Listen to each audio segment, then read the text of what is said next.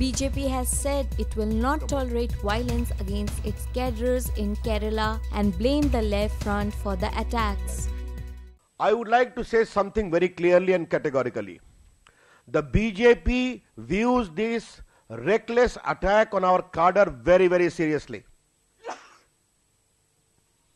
We will expect the CPM to behave properly and democratically after getting the mandate of the people. And I want to warn them on behalf of the party that the BJP shall not tolerate violence against its cadre in the Sangh Swayamsevak in Kerala.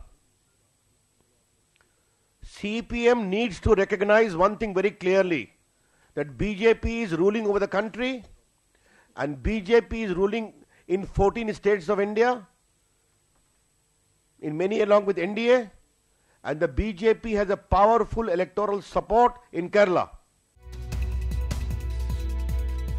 On behalf of the party, I would like to assure my BJP workers in Kerala and the Sangh Swayamsevaks that the BJP at the national level stands fully behind them.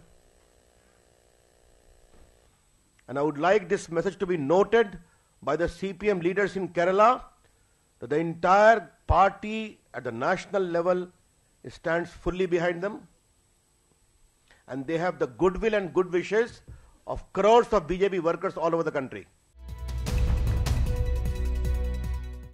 Does the right to life of BJP workers and RSS workers in Kerala irrelevant for them?